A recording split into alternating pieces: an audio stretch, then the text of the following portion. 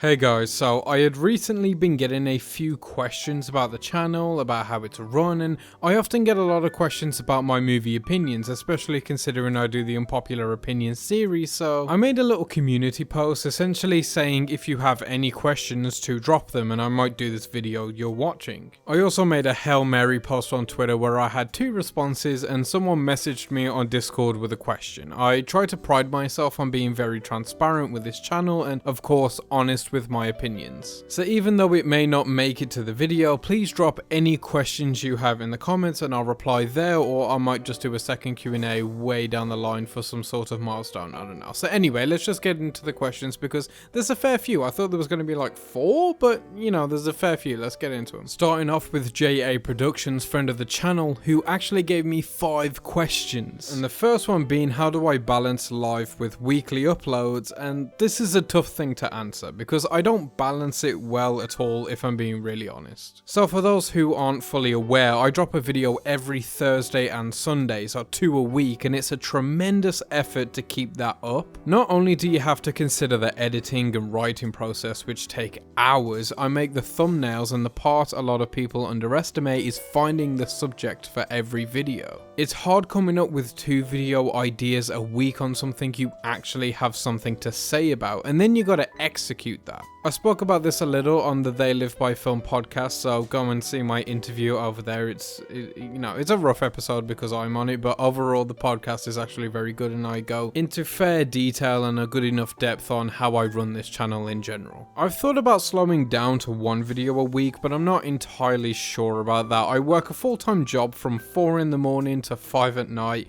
Monday to Saturday, as well as running this channel and occasionally writing reviews for the Oscar project, which means I lose all of my free time on Tuesdays, Wednesdays, Fridays and Saturdays, and often the other days too. I have very little time in my life, and of course I need time to actually watch movies and upkeep my relationship and my relationship with my family, but I have little to complain about. I appreciate this entire channel and all of you so much, and I'm thankful to be busy doing something I'm very proud of.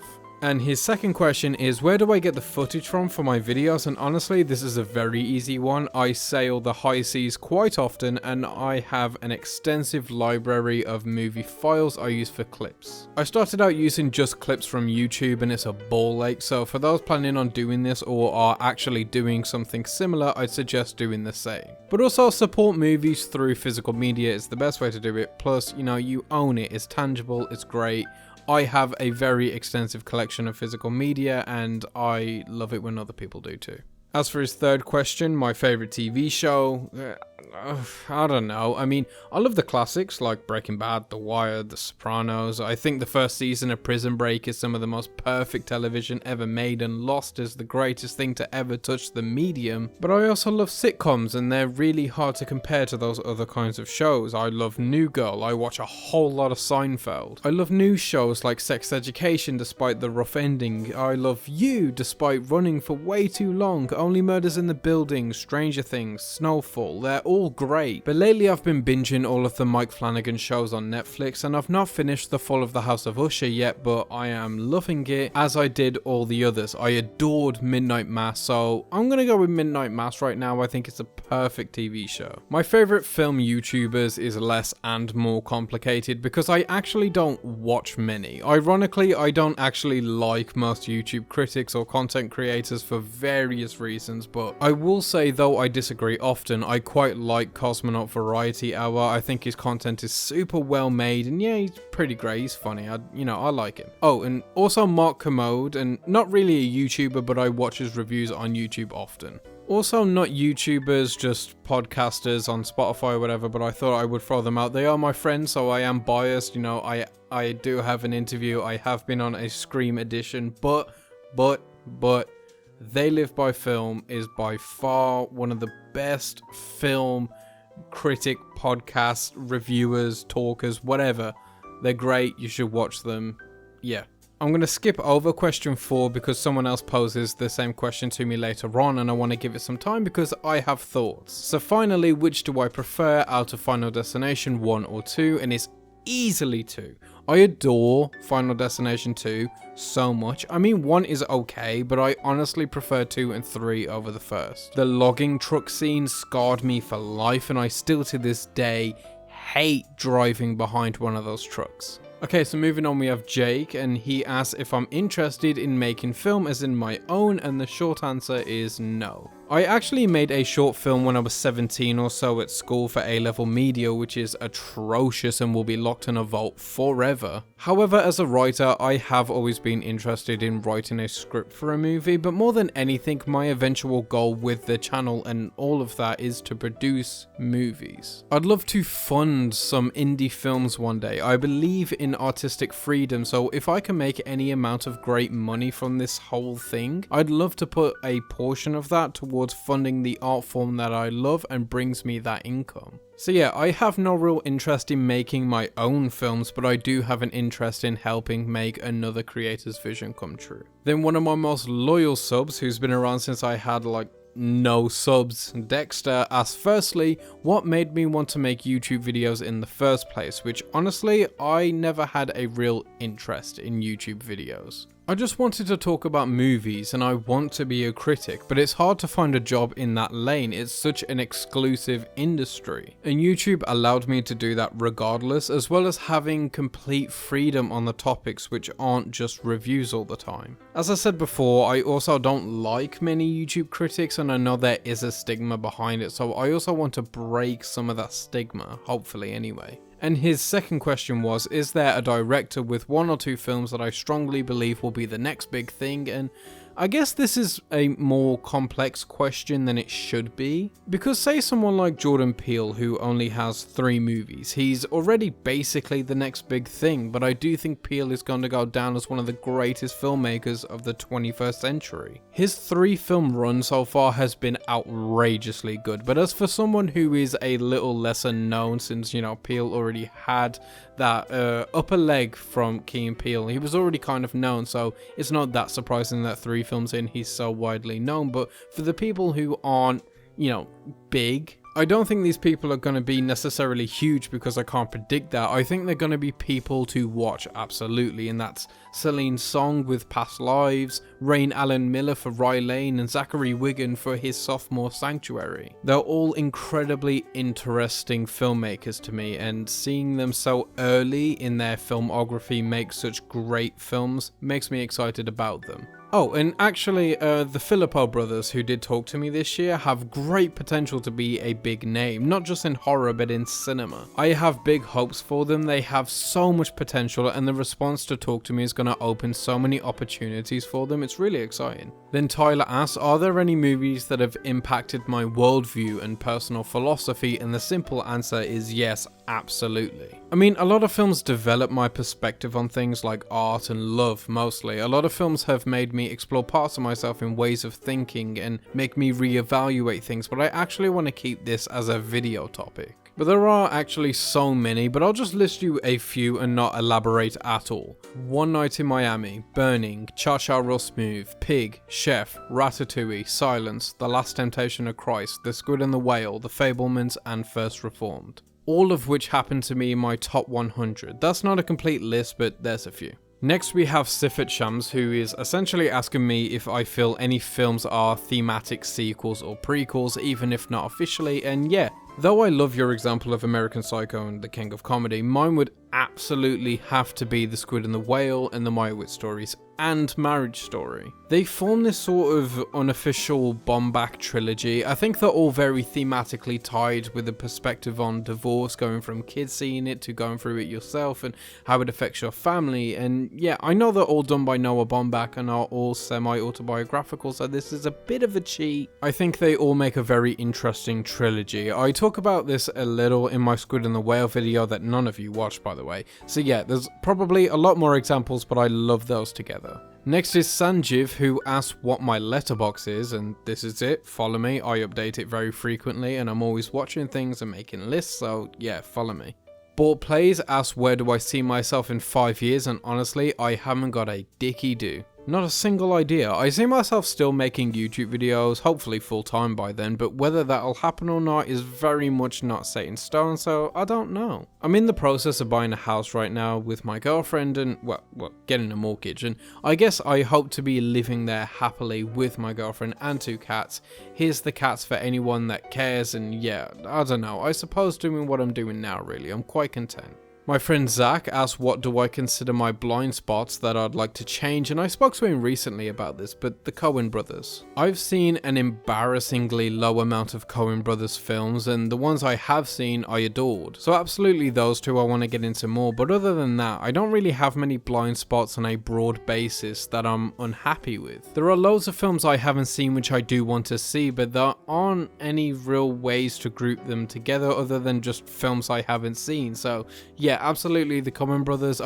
Oh, the new Halloween series. I haven't seen any of them and I do want to get into them at some point. Then some schmuck, his words not mine, asked what do I think of Babylon given its huge divisive nature, and I land on the side of liking it but not hugely admiring or loving it. I did speak at length about it on my old podcast €3 per movie on this episode if you want to hear me and 2 others really go into this film, but yeah, I think it has problems, some glaring ones, but overall it's a pretty great time. Damien Chazelle is a wonderful director and I'm excited for his next film. Babylon definitely showed his more exploratory side and I think he's heading in a very interesting direction. And Joseph asks if I had to preserve one film for the future, what would it be and why? And you know, I think there are so many great answers to this.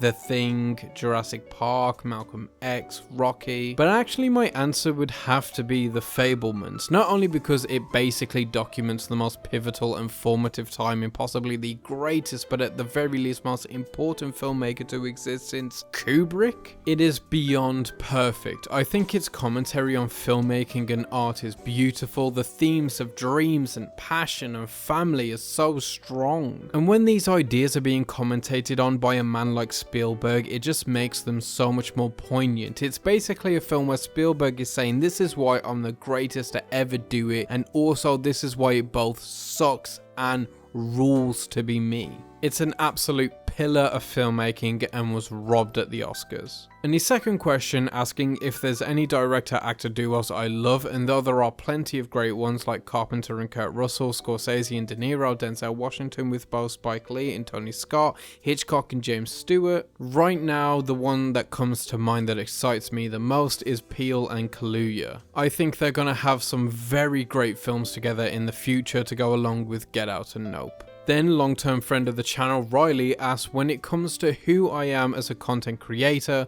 what kind of legacy do I want to leave behind? And honestly, I don't know. I suppose I want to be remembered for being fair, for being honest, and for being a champion of cinema, but I don't really know. I don't even really feel the need or want to be remembered. I just want to be respected as a critic, really. I'll leave the legacy questions to the actual artists. The final post questions are from another friend of the channel, DCS Media, who asked 4 great questions, starting with how do I stay motivated to make my videos, and the answer to that is easy. It's you guys. I mean, I'd probably do this even if nobody was watching or cared, but when I get responses from you guys and see the love that my videos get, even on the most obscure topics, it really keeps me going, and I know that's a cliche, but it's just simply true. Also, the fact that I love movies and talking about them so much definitely helps. Sometimes I feel like I'm running out of things to say, and then suddenly I just get fired up on a subject or a film and we go round the merry-go-round again. The next question is asking what some of my interests are outside of film, and I actually have so many, but the main one is music. Anybody who actually knows me in real life knows I make music in many different genres. I'm a songwriter and producer, vocalist, and even had a fairly little successful thing going on. I have a huge vinyl and CD collection, so I know it's a generic thing to say, but yeah, I really love music. But also I have a passion for almost anything artistic, painting, crafting. I also have a pretty big gaming collection, mostly retro consoles and games. I can clock the first Mario game in under 10 minutes, and yeah, I don't have many exceptional hobbies other than music and gaming like most boring people. Then they asked me if I'm a fan of silent movies, and if so, what are some of my favourites. And though I wouldn't say I'm a particular fan, I have seen a lot of silent films. I think everyone who wants to be a critic or filmmaker should absolutely delve into the silent era. Not that it's compulsory, but I would say that you probably should to get a better understanding. And as for my favourites, I'm pretty basic. Nosferatu, Metropolis, Modern Times, and I recently watched my Eureka release of The Man Who Laughs, which was phenomenal. And their final question is, what would I cite as the most rewatchable film ever? And I have two that I watch more than anything. One being Chef from 2014 and one being Jurassic Park. Both very different, but Chef to me is my comfort movie. There's not much of a rise and fall, it's all mostly rise, and it's just beautiful. The relationship between the son and father is built wonderfully, the food looks amazing, the music is infectious, the style is energetic and colourful. John Leguizamo is the surrogate uncle everyone wants, and yeah, it's